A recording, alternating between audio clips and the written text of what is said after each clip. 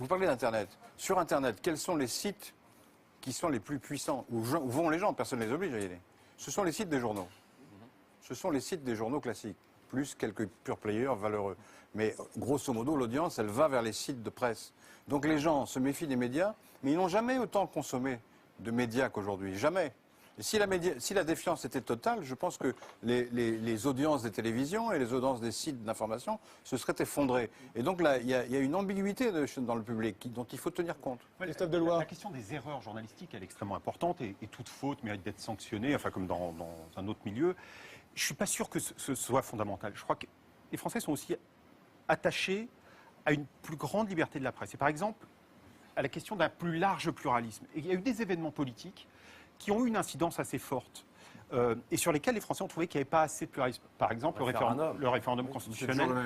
Oui, mais c'en est un. Mais d'une autre manière, dans un autre sens, récemment, alors c'est une autre catégorie de la population, récemment sur la question du mariage gay, il y a une partie de la population qui a trouvé, au contraire. C'est le contre-exemple total. C'est le contre-exemple total. Sur le mariage gay, vous avez des journaux pour et des journaux contre. C'est le pluralisme total. C'est pas du tout l'histoire du référendum. Regardant la télévision, vous avez le sentiment qu'il n'y avait pas un pluralisme assez large. Et donc il y a une demande de plus grande liberté. C'est plus de liberté de l'information, c'est pas moins de liberté de l'information. Plus de diversité, plus de débat. Oui, mais plus de Frédéric la largeur du pluralisme, ça vient aussi de la liberté. Et quand Reporters sans frontières publie chaque année un classement mondial de la liberté de la presse, je suis allé regarder cet après-midi des sous-catégories. En fait, on a un questionnaire avec 160 questions, les questions relatives au climat. Et par rapport aux pays comparables, et la France est dans une situation qui est vraiment plus basse. Donc là, ça permet de comparer à d'autres pays occidentaux. Après, il faut relativiser. On est quand même dans un pays où on peut faire du journalisme sans risquer sa vie toute la journée. On n'est pas dans un certain nombre de pays où Reporters sans frontières travaille tous les jours.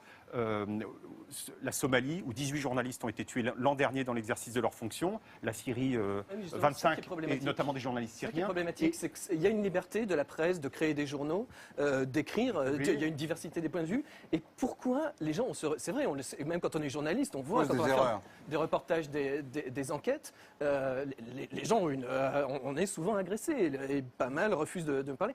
Pourquoi il y a cette impression? Mais pourquoi est-ce que les gens Je suis d'accord avec vous. Laissez juste terminer Christophe Deloire et ensuite Jade Lingard. On est agressé dans un sens et dans l'autre. Certains trouvent qu'on parle. Alors, il y a une enquête Ipsos qui est sortie en début d'année qui disait que 3/4 des Français considéraient que les journalistes étaient coupés des réalités et des problèmes des Français. Comme si les journalistes ne parlaient jamais du chômage, de la pauvreté. Alors c'est vrai qu'il y a parfois des numéros sur les maisons des riches, mais enfin il y a aussi quand même des sujets. Je crois qu'on ne peut pas dire que les journalistes sont totalement coupés de tout ça.